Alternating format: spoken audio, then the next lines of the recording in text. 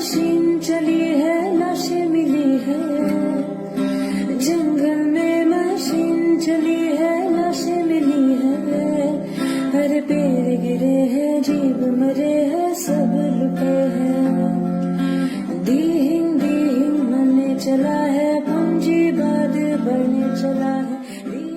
नमस्ते दोस्तों, तो ये तस्वीरें देखी आपने, अच्छी भी लगी होंगी, लेकिन शायद ज़्यादा दिन तक आप लोग ना देख पाएँ। क्यों नहीं दिखेंगी इस पे भी बात करेंगे, लेकिन इससे पहले दिहिंग पटकाई को जान लेते हैं, क्योंकि मुझे यकीन है आप में से बहुत ज़्यादा लोगों को तो पता भी नहीं होगा दिहिंग पटकाई क्या है और वहाँ प्रॉब्लम क्या है।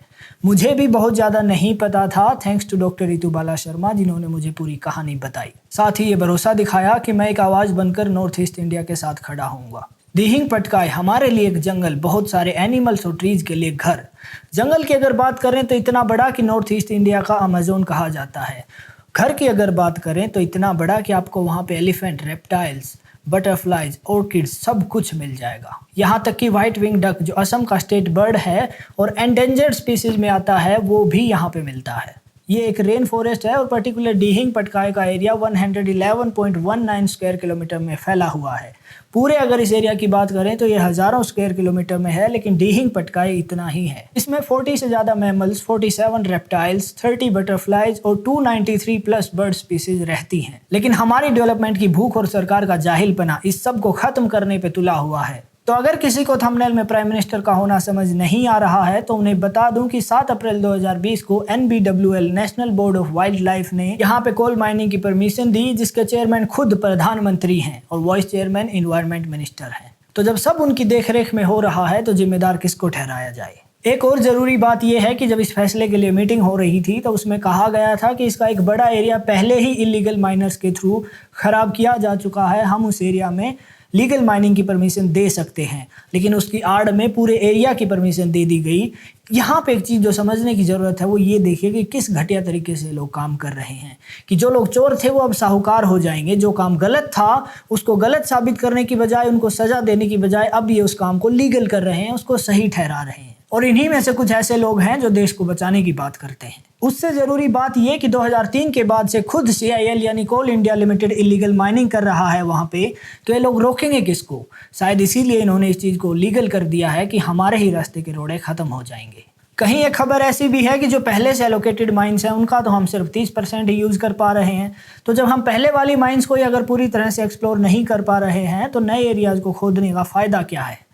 ये सवाल सही है, जायज़ है, ये उठाना चाहिए। अब सवाल उठता है कि आर्य और अमेज़न के नाम पे कपड़े फाड़ने वाली इंडियन मीडिया और आम जनता क्या कर रही है। तो मीडिया का जवाब तो आपको इसी बात से मिल जाना चाहिए कि ये सब कुछ प्रधानमंत्री की देखरेख में हो रहा है और प्रेस फ्रीडम इंडेक्स में हमारा नंबर जूतों के नीचे आता है। उनकी जुबान नहीं खुल रही है इस बात पे। कहीं कुछ मीडिया हाउसेज ने इसे कवर भी किया है, लेकिन ये उनके प्राइम टाइम या सीरियस इश्यूज एजेंडा पे जगह नहीं बना पाया। कारण शायद ये हो सकता है कि वहाँ हिंदू मुस्लिम नहीं है, वहाँ BJP कांग्रेस नहीं है, या फिर ये भी हो सकता है कि वहाँ पाकिस्तान नहीं लगता है। कुछ भी रहा हो, एंड रिजल्ट ये है कि मीडिया घटियापने पे उतरा हुआ है इस मामले में। अब बात करें आम जनता की, यानी मेरी आपकी, तो बहुत सारे लोगों को तो ये पता ही नहीं है कि दिहिंग पटकाई क्या है, नॉर्थ ईस्ट में ये कहाँ है और ये इश्यू क्यों बना है। क्योंकि हमने कभी नॉर्थ ईस्ट इंडिया को इंपॉर्टेंस ही नहीं दी, कभी उस एरिया को जानने की कोशिश ही नहीं की, कभी उन लोगों को समझने की कोशिश ही नहीं की। हमने बस कभी उन्हें चिंकी मिंकी या चाइनीज़ कह के अपना फ़र्ज पूरा कर दिया है। पिछले कुछ दिनों से तो उन्हें वायरस भी बुलाया जा रहा है। हम जो आरे पे लिख रहे थे कि रातों को नींद नहीं आती है, हम रातों को चौकीदारी करके पेड़ों को बचाएंगे, आज वही पब्लिक इतने शांति से सो रही है जैसे किसी ने मार पीट के सुला दिया हो। कुछ सेलिब्रिटीज इस इशू पे बात कर रहे हैं, लेकिन ज़्यादातर वही लोग हैं जो नॉर्थ ईस्ट इंडिया से किसी तरह जुड़े हुए हैं। वो लोग जो सोशल या पॉलिटिकल इश्यूज पे एक्टिव रहते हैं वो बिल्कुल शांत हैं। शायद उन लोगों को इस चीज़ का कोई पैसा नहीं दे रहा है, तो उनका ट्विटर इस बारे में कोई भी पोस्ट एक्सेप्ट नहीं कर रहा है। लेकिन मुझे और आपको इनकी आवाज़ बनना होगा, हमें इनका साथ देना होगा, क्योंकि ये सिर्फ इनके लिए नहीं है, ये नेचर है जो हमारे भी कहीं ना कहीं डायरेक्टली इनडायरेक्टली काम आता है। हमें आज इनके साथ खड़ा होना होगा, वरना हम बहुत बड़ा नुकसान कर लेंगे। आप भी अगर इन लोगों का साथ देना चाहते हैं तो change.org पे एक पिटीशन है, वो साइन कर सकते हैं। उसका लिंक आपको डिस्क्रिप्शन में मिल जाएगा। फिर लास्ट में एक आर्ग्यूमेंट कुछ लोगों का आता है कि हिंदुस्तानी को डेवलपमेंट तो चाहिए लेकिन ये काम नहीं होने देंगे। तो दोस्त, उनसे मेरा सीधा सीधा एक सवाल है कि डेवलपमेंट किस कॉस्ट पे हो रही है वो भी जानना बहुत ज़रूरी है। क्या आप लोगों के पास इसका जवाब है? ये कुछ ऐसा है कि किसी आम के पेड़ से हमें फल तोड़ने के लिए हम आम की जड़ें काट दें, आम को ही गिरा दें। हमें एक बार तो फल मिल जाएगा, लेकिन अगले सीजन क्या होगा? जो आम हमें लंबे समय तक फल दे सकता था, अब क्या वो हमें फल दे पाएगा? हम लोगों ने शायद आगे का सोचना ही बंद कर दिया है, इसीलिए हम सिर्फ करंट इश्यूज पे बात करते हैं और करंट इश्यूज पे भी सिर्फ 1 दिन 2 दिन और बात खत्म। मैं फिर आपसे रिक्वेस्ट करता हूं कि हमने नॉर्थ ईस्ट इंडिया के साथ बहुत भेदभाव किया है, इस चीज को आगे ना बढ़ाएं, इस बार उनके साथ खड़े हों, क्योंकि ये सिर्फ उनकी बात नहीं है, ये हम सब के लिए जरूरी है। वैसे भी हम बड़ी शान से लिख देते हैं कि नेचर एट इट्स बेस्ट और नॉर्थ ईस्ट इंडिया के किसी स्टेट की किसी जंगल की फोटो लगा देते हैं। कम से कम उसी फोटो के लिए, उसी पोस्ट के लिए कुछ कर लो दोस्तों, वरना आगे किस मुंह से आप उनकी फोटो लगा के कहेंगे कि ये मेरा इंडिया है?